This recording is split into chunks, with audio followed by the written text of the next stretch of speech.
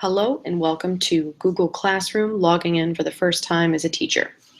Before we get started, I want to let you know that other demos, as well as the corresponding slides for this demo, are available on our district website.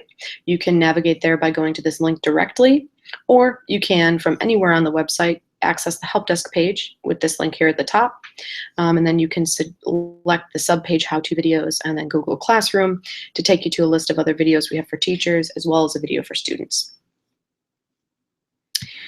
What I'd like to do first is go through our outline of all the steps that you'll go through here in this outline form, and then we'll go through each one individually in sequence in a little more detail. First step is we'll open an email from helpdesk@vdps.net, which will include our login info. Then we'll sign into Google and reset our password. We'll accept the terms of service agreement. Then we'll be able to navigate to Google Classroom. We will identify ourselves as a teacher, and then we'll wait for approval.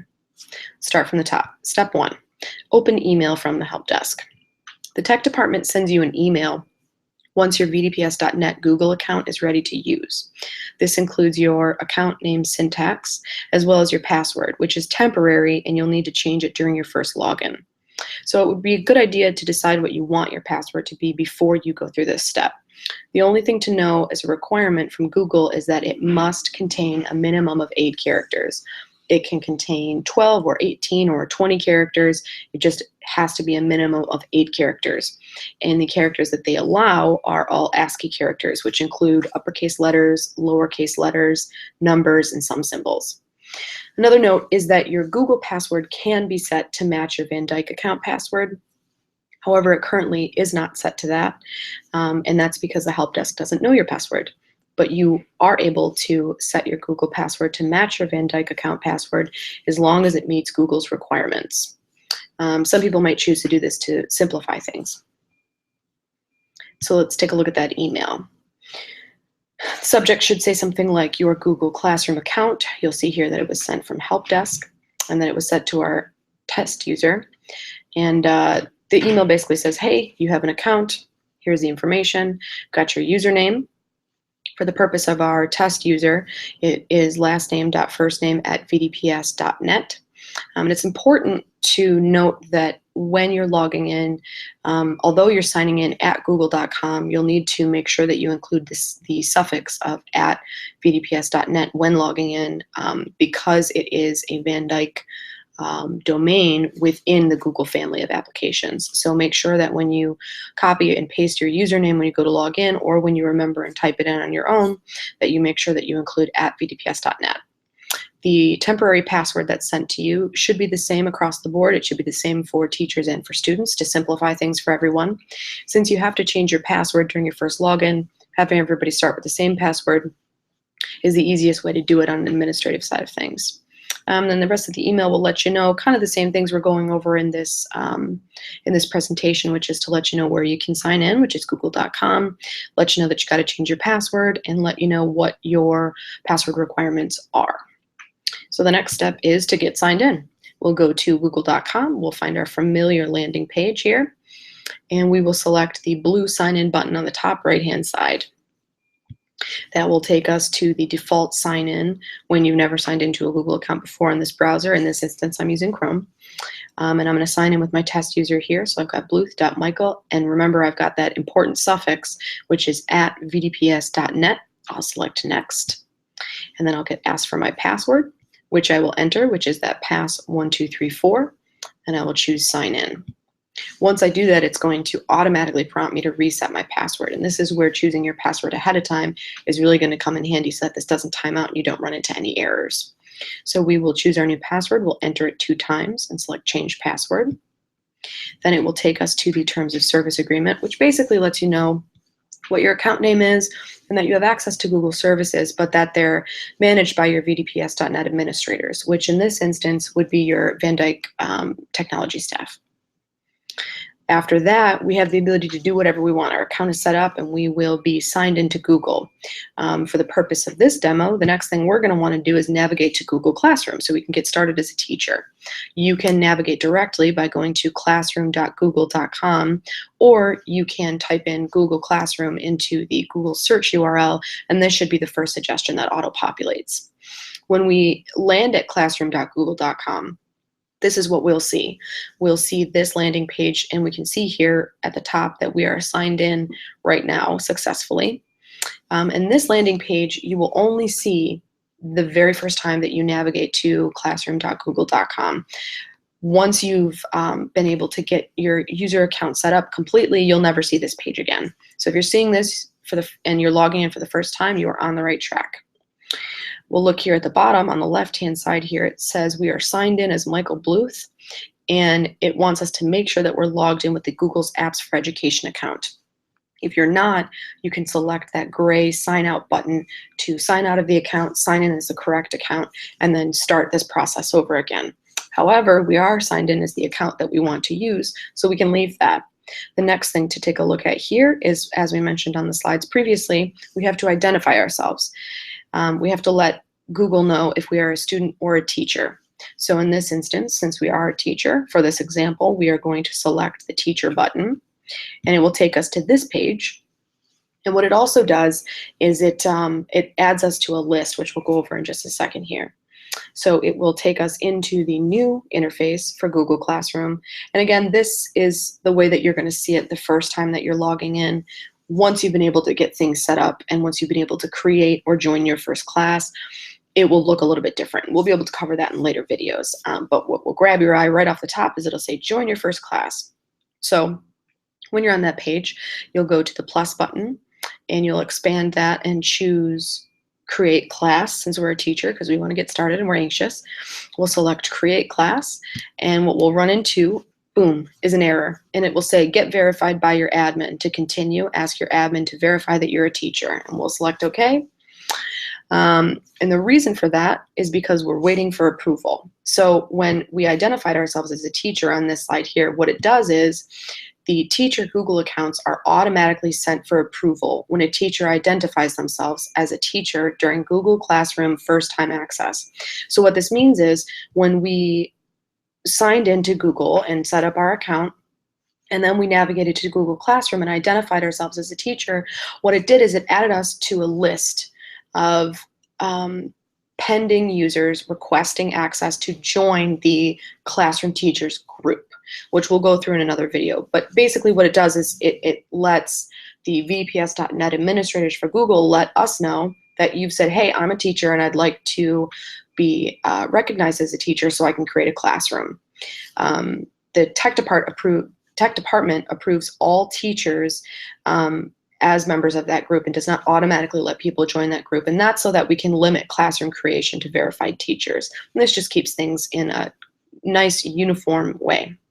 The turnaround time on approval for that is 4 to 8 business hours. Since we're setting everybody up at the same time right now, that's probably going to be a lot less than 4 to 8 business hours, but that's just what to anticipate as a possible maximum time to wait for that. Certainly if you wait for longer than that, give us a call and let us know, and we might give that a nudge if we're able to, if we're not on another call. The next step is, how am I going to know when I'm approved? Well, you'll get an email that's generated automatically by Google when your tech department goes in and approves the teachers that have asked for access and have asked to be recognized as members of the Classroom Teachers group.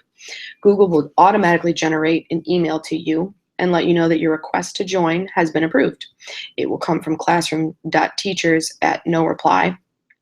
And again, that's an auto-generated email. And what it says here, which will make everything sort of make a little bit more sense, is it will be an email from Google Groups, and it will say, congratulations, your request to join Google Teacher or Classroom Teachers group was approved by a group moderator. And that means that the tech department went into that list, approved all the people that were pending, and you received this email, which means you are ready to create your classroom. However, we're not going to cover that in this presentation. We're just going to cover everything up until this step. So what we'll do now is we'll go through a demo. So we're going to switch screens here.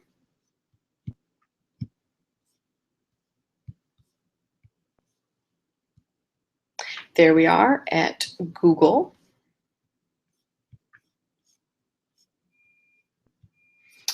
And the first thing we are going to do, can't find my mouse here. There we are. Okay, so the first thing that we're going to do is sign in. We hit that blue sign in button. Sorry, that was a little quick.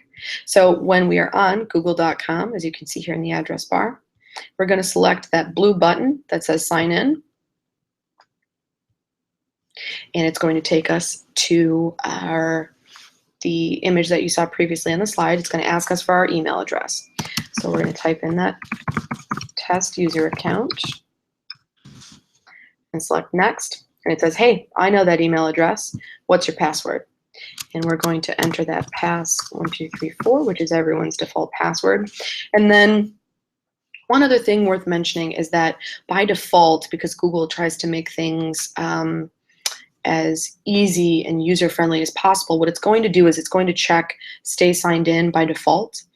But since we're using Google Classroom, it's definitely worth considering unchecking that box.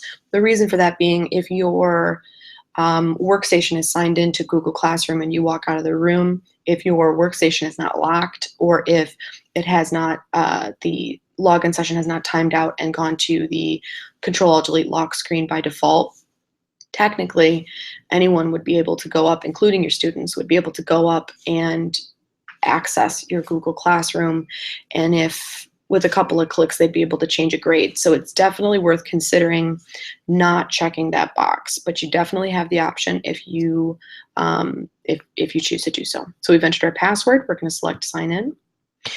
There's our terms of service agreement that we promised from before. We're going to choose I accept, continue to my account, and now we're going to set a new password. Like I said, this process goes a lot smoother when you decide what your password will be before you start this process. So I've entered it twice. I'm going to cross my fingers and hope I typed it right both times. And I did. So we're back to google.com, but as you can see, the top right here has changed. And instead of that sign in button, I've got the icon for my user, which I can customize by clicking change if I choose to do so. And it also lets me know that this account is managed by vdps.net. So you're able to access, like I mentioned before, Google services, but you are a part of vdps.net, which is a separate entity. Just to familiarize yourself with the interface a little bit, just to the left of that, you see this little bell. That's where Google notifications will appear. This will change to a number, like 1, 2, 3, or 4, or 5, or something like that, and let you know that different things have happened. Either you've been sent an invitation to something, there's been new content added to your classroom, things like that. These will appear in the notifications here. And then the other thing I want to mention is this grid. If you have an Android phone, this might look familiar to you. This is how you will access your apps easily. So instead of having to search for every single one, the ones that float to the top and are the most common, and certainly the ones that are used within vdps.net's Google family of applications, all the frequently used applications will float to the top. Things like Google+, Calendar, Drive, Docs, Sheets, and Slides. For now, and potentially indefinitely, Gmail is disabled for vdps.net. So if you click on that, you'll be able to access the email interface, but when you send and receive emails, nothing will come through. And that is per the curriculum department. Okay, so once we've done that, the next thing that we want to do is get started with Google Classroom. So I'm going to type in that search bar, as I mentioned before, which is the easiest way to do it, unless you can remember that the URL is classroom.google.com. As I said, that will auto-populate as the very first response. So we're going to click on that link, and that's going to take us to that landing page I mentioned. And we can see here that we're currently signed in. That's good. We like that. It's going to let us know we are signed in as Michael Bluth, which is our test user. That is correct, so we are not going to sign out. Now, the next step for us to do is to identify ourselves as either a student or a teacher. So, like I mentioned before, we're going to identify ourselves as a teacher. It takes a second, and then we are sent to that chalkboard slide that you saw previously. And like I mentioned before, what's happening here is that you have identified yourself as a teacher and requested to join the group Classroom Teachers. And the tech department will need to approve that before you're able to create a class. But in the interface where you will create a class is up by that plus button we showed you previously. If you select the plus button, it expands and gives you a menu with two options. You can either join a class or you can create a class. We're a teacher, so we want to create a class. But we got this error, which we saw in the slides, which says get verified by your admin, which just means that the tech department has not filled that request yet. in the case of this example we're doing right now, I haven't paused the presentation to go and approve myself because we're going to create a classroom in the next demo. So for this purpose, we know we've gotten this far, which is good because we know that we have set up our account. We have a new password that we've defined, and we have identified ourselves as a teacher, which means that the only thing left between us and creating our classroom is the tech department giving us the green light to do so. So that's good. We've completed all of the steps in this lesson. Let's go back to the slides just to make sure that we covered everything.